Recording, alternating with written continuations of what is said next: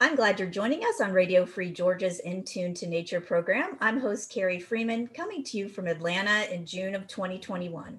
And today we're going to be learning to appreciate an ecologically beneficial group of animals who are buzzing around us, but whom we mostly ignore, malign, and swat away, and that is flies, of which there are many species and fun facts. Well, some facts are fun, some facts are gross, some are impressive, and some are unbelievable. Flies are the topic of a new book titled Superfly, The Unexpected Lives of the World's Most Successful Insects by biologist, author, and animal advocate Dr. Jonathan Balcombe. Today, we'll have him tell us about flies as pollinators of flowers and food crops and as waste disposers and recyclers. First, let me tell you about him. Jonathan Balcombe was born in England, has lived in New Zealand, the United States, and now Canada. A biologist with a PhD in ethology, which is the study of animal behavior. He's the author of 4 popular science books on the inner lives of animals, including the best-selling book, What a Fish Knows. He has also published over 60 scientific papers and book chapters on animal behavior and animal protection. Formerly department chair for animal studies with the Humane Society University and director of animal sentience with the Humane Society Institute for Science and Policy. He also edits scholarly journals and teaches university classes on animal sentience. His website is jonathanbalcombe.com, and that his last name is spelled Balcombe. It's jonathan-balcombe.com. And Jonathan currently lives in Southern Ontario, where in his spare time, he says he enjoys biking, baking, birding, Bach, and trying to understand the squirrels in his neighborhood, and presumably the flies and insects in his neighborhood. Welcome back to the In Tune to Nature show, Dr. Balcombe. Great to be here, Carrie. Now, okay, in the earlier stages of writing this book, I know you had multiple titles. What were some of the alternative titles that you came up with when you're trying to interest people in the topic of flies? Yeah, the one I most liked was a phrase from a 1923 poem by a favorite poet of mine, D.H. Lawrence. The title of the poem is Mosquito, and there's a phrase in there, winged victory. And somehow that phrase, those 2 words, just so encapsulate the sense that I get from mosquitoes, that they're sort of cocky and that annoying whine that they make and their ability to pester us and maybe ruin a night's sleep, a tiny little creature. That's their victory over us. Yeah, exactly. So especially when they successfully scalp us and steal our blood, which they're incredibly good at doing. I mean, you got to figure being a mosquito is a female mosquito has got to be one of the most dangerous job descriptions on earth, and yet how successful they are. They're very successful when it comes to biting me. Like, I'm amazed. They always go around the back of you, right? Like, they know, yes. Like, I'm going to get him around the back. They just really know. Studies show that the vehemence with which you swatted them actually can discourage them, and they're more likely to go and try and feed elsewhere. So it does pay to wave your arms and make a fuss. Okay, well, that's good to know. Well, and I was excited to see the final topic of your book, Superfly, because I think it's a really cool name. But also, I'm going to mention it because you and I are friends, and I remember us walking down a street years ago and looking at some shops that had men's clothing, and maybe the title of the shop, it was called Superfly or something, because I introduced you to the American slang term Superfly, meaning someone who's really stylish and fashionable and cool. So I don't know if you remember. You remember that. So when I saw the title of this book, I was like, yay, Superfly. Like, how did that come to be the title?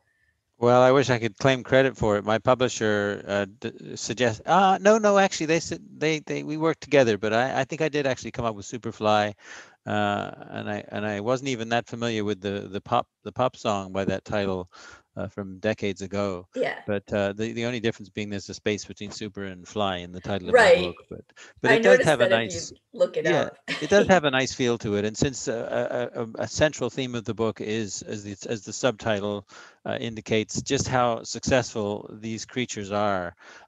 They are really super because of their diversity, their abundance, and their entrepreneurialism, and just the incredible ways they have of adapting to a planet that often doesn't appreciate them being around.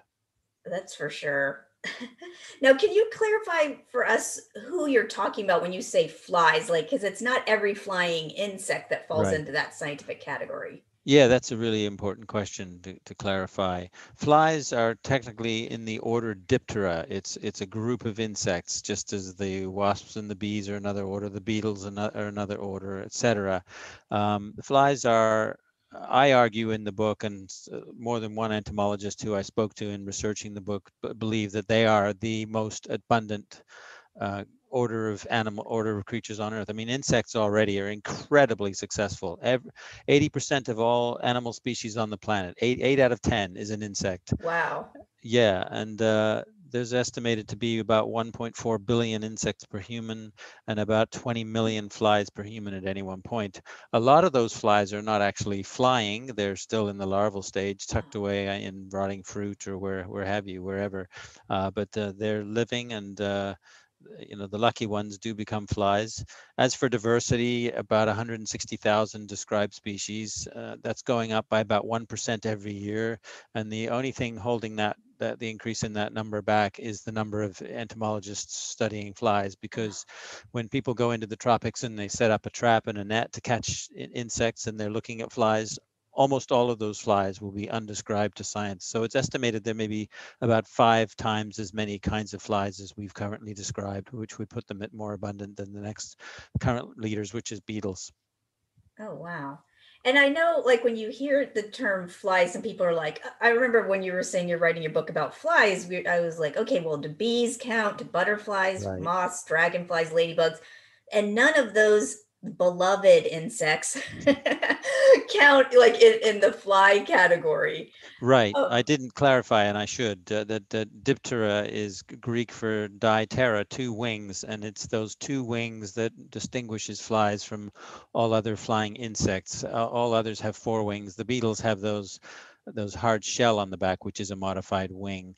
The flies have the two front wings, and then the back wings a long, long time ago morphed into like a little baton twirler stick like structure called a halter, which helps with stabilizing flight, apparently, and among other things.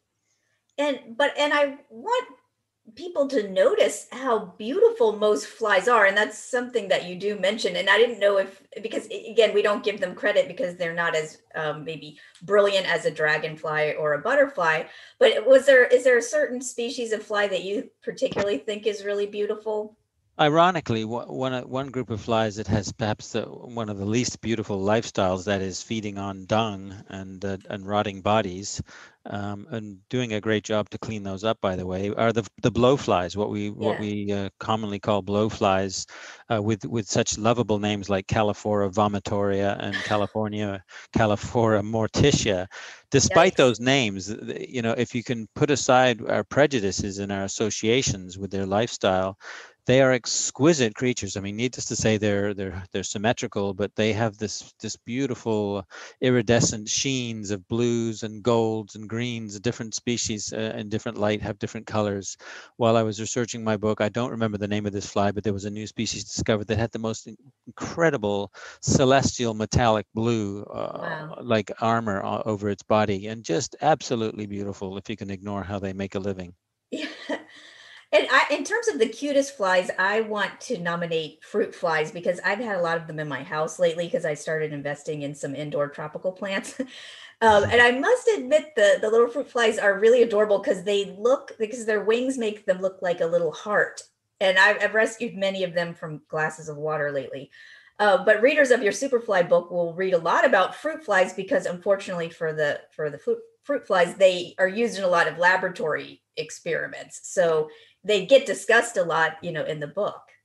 They do. They're incredibly important in genetics. I mean, 7 Nobel Prizes, including last year's for medicine, have been awarded to research that relied very heavily on fruit flies.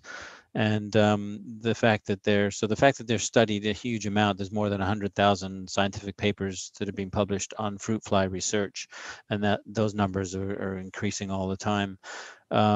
Yeah, they are really cute if you see them up close. And at a visit to a genetics lab in Georgia, I got to see them under a dissecting microscope. So you're looking at every detail, and they're just beautiful little creatures, little jewels of life.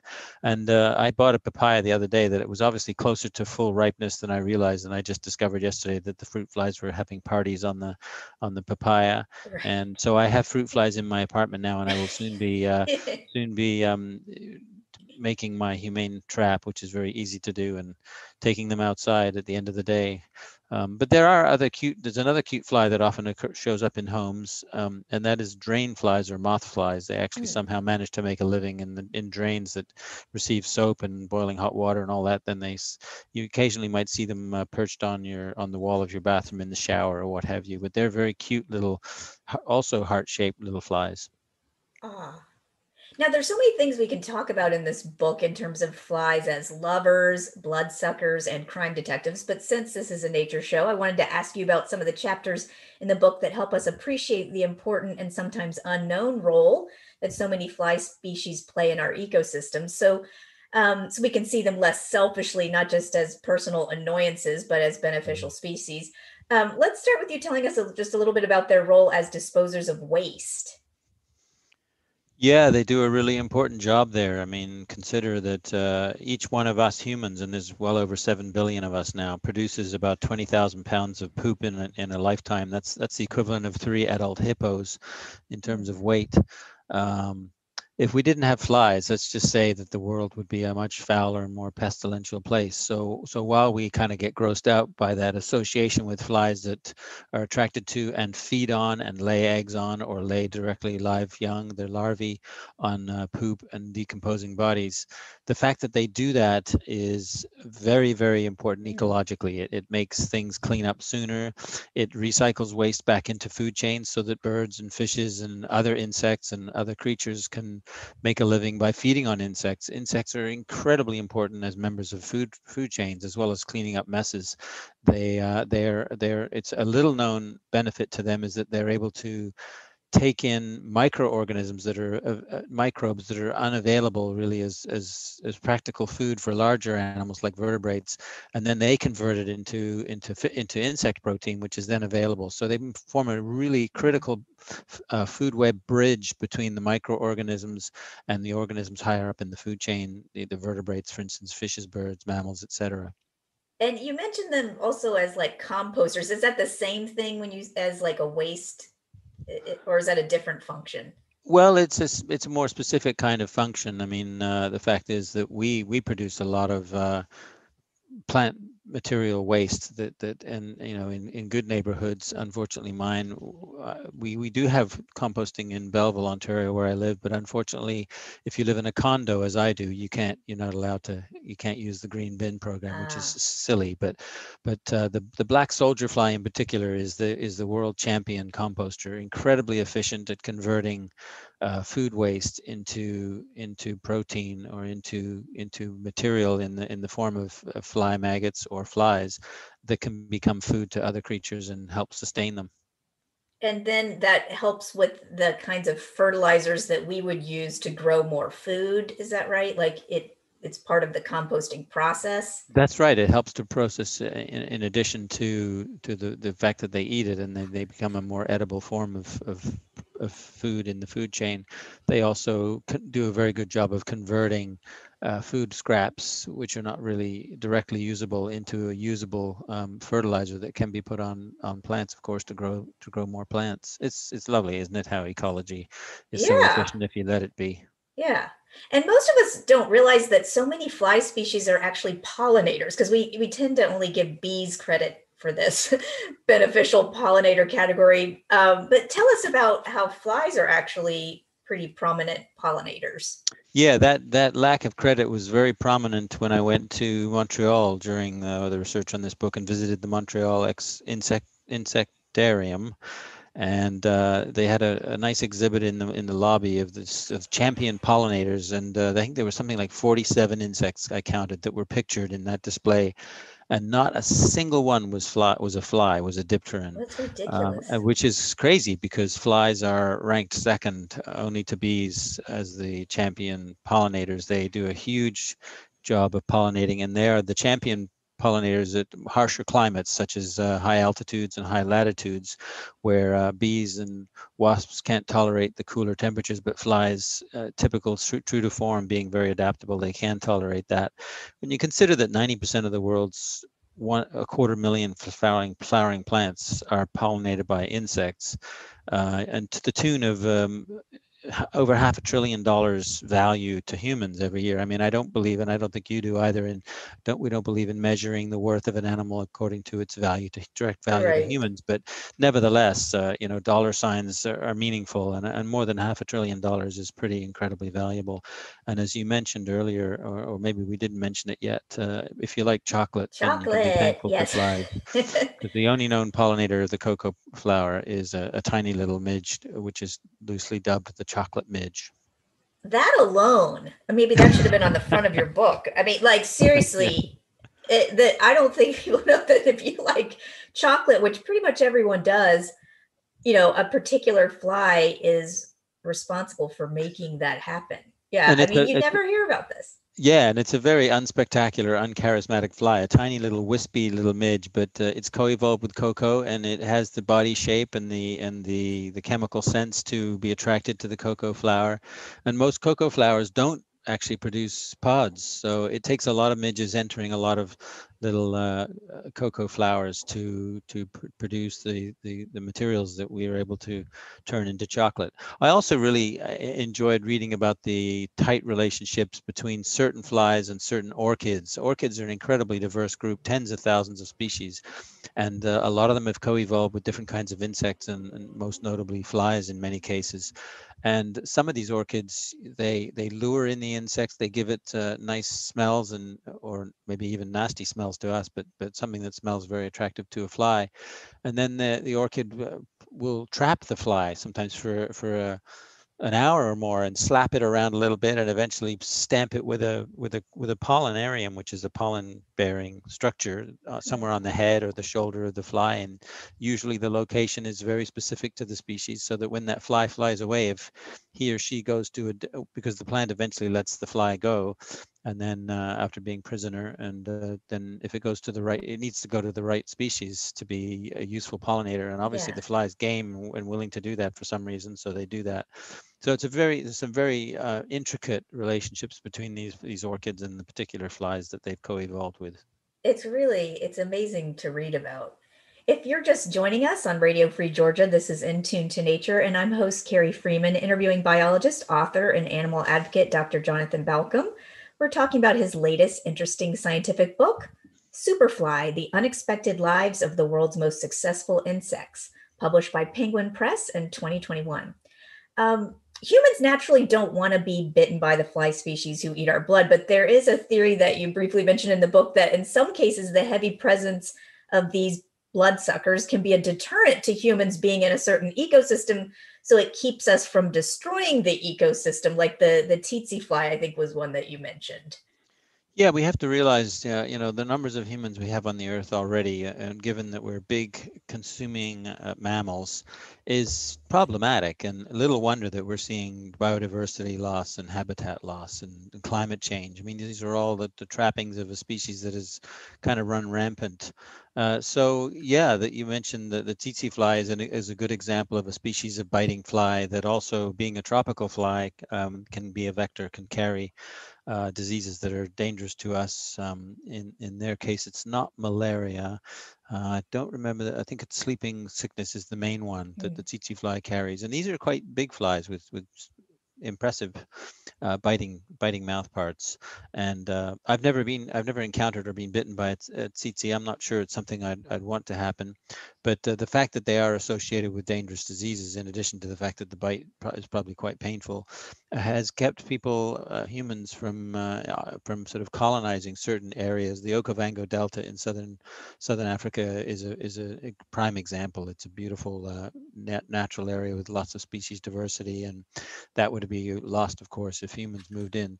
So whether that phenomenon, being a deterrent, flies being a deterrent to humans coming in and running rampant over what used to be pristine habitats, I don't know, but I imagine there are many other examples than that.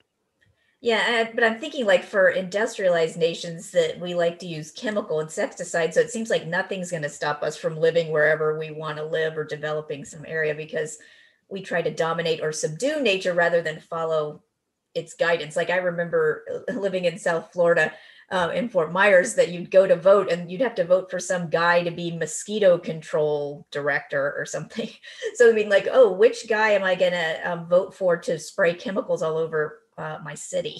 You know, like Indeed, yeah, it's a real problem. In the last 30 years, we spent billions of dollars to kill insects and mere pennies to preserve them. And studies all over the planet, particularly Europe, find that insect numbers are down about half since whoa, 1980. And pesticides are a major leading culprit in that trend. Just me back to my condo situation, where I live in Belleville. There's just a routine prophylactic kind of spraying that's done once a year. I'm working on trying to stop that, and it's just ridiculous that it's sort of automatic. And yeah, you Google some kind of insect in your yard, and the first thing you see is it's almost all pest control companies that are right. talking about how in a negative context. We Yeah, need it's all to be like, much how more can you positive. get rid of them with Yes. chemicals? Yes, Yeah, there needs to be so much more positive PR. It's so ironic, given that flies would continue to thrive. There'd be a few disappointed species if humans disappeared, but flies would continue to thrive without us. But the opposite is not true. Global ecosystems would utterly collapse, and we'd go down with them if we didn't have flies. and so in knowing all this, how can listeners be more cooperative eco-citizens and actually help flies? Well, we need more nature reserves. We Yeah, need to get off our pesticide habit, particularly the more harmful ones, the broad spectrum pesticides that kill not just the target species, but also other species that come into contact. And of course, as Rachel Carson alerted to us back in, more than 50 years ago, those pesticides, some of them are persistent mm, in the ecosystem and the food chain, and they move up and they can poison birds and fishes and other animals. Another thing that wouldn't hurt is getting off our lawn, our love of lawns, pristine lawns with no flowers. I always get a smile when I cycle by lawns that are covered right now with bindweed, which is a beautiful little relative of the morning glory flower. And it's like I say to myself, it looks like that person's not putting poisons on their yard. There have been some restrictions in Ontario on using lawn pesticides, and I believe there are some restrictions on the use of that horrible pesticide or herbicide Roundup. But right. nevertheless, this is so common. You go into these stores and see the racks and racks of various chemicals designed to kill plants, unwanted plants, which are usually called weeds, which usually means native plants, which are exactly the ones Yeah. we want to have. Like maybe And we should then get rid of the word weed and get rid of the word pest. You absolutely, know, I put the word in quotation marks, pest, in my book because yeah. it's very anthropocentric. In the human context, and many other animals would regard them as a boon, not a pest. Right. Well, we have to wrap up, but I wanted to just add one more thing quickly. What I know that you're not into swatting and killing flies, and I'm not into unnecessary killing either. How do you recommend people get flies out of their houses or protect themselves from getting bitten without using toxins? Well, just to qualify, I mean, my rule of thumb is if a fly is after my blood and has demonstrated that, then they're fair game. But yeah, I try to give them a second chance. And if they're in my house, that my first priority is, as you mentioned, is getting them out and letting them out. And Yeah, so I keep a clear plastic container and a firm piece of cardboard that I've cut out, yeah, that's very easy to slide under the container if the fly or the insect is on a window. And then I just take it downstairs, and I love doing that. It makes me feel yeah, good. yeah, When I let that little creature go, I feel like I'm liberating a little piece of my soul. yeah. That's nice. I try to do that too because they're just trying to live, right? And so they can live outside and not in your house. But yeah. Yeah, a little Um, more live and let live goes a long way. That's right. Well, I like how you share your sensitivity for animals, in your books, which I think is awesome. Well, Dr. Balcombe, if listeners are interested in staying in touch with you and your interesting observations about the natural world, how can they do that? Well, you mentioned my website. They can also find me on Facebook and Twitter. I haven't been very active on Twitter until recently. I'm trying to be a little more active, but I have a homepage, but also an author page on Facebook. So those are the best places to find me Okay. And online. his website is jonathan-balcombe.com. Last name spelled Balcombe.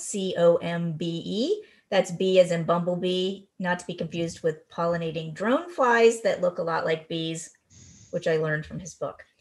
Okay, well, that's the end of our show, but I want to thank you, Jonathan Balcombe, for being with us on Radio Free Georgia's In Tune to Nature program. And thank you for continuing to show us what is amazing and admirable about so many species of animals, like fish, flies, and farmed animals, whose depth and complexity we often dismiss and underestimate. It helps us be more appreciative and humble humans, I think. Thanks for having me, Carrie. Yeah. And to our listeners, thank you for tuning in to In Tune to Nature, broadcasting every Wednesday at 6:30 p.m. Eastern Time, online at wrfg.org and on Atlanta radio station 89.3 FM. We post action items, news, and podcasts on the show's website, facebook.com/In Tune to Nature. The views and opinions expressed on the show do not necessarily reflect those of WRFG, its board, staff, or volunteers. I'm one of those volunteers. I'm host Carrie Freeman, asking you to please support independent, non-commercial media like Radio Free Georgia. And remember to take care of yourself and others, including other species. Thank you for listening. Cheers.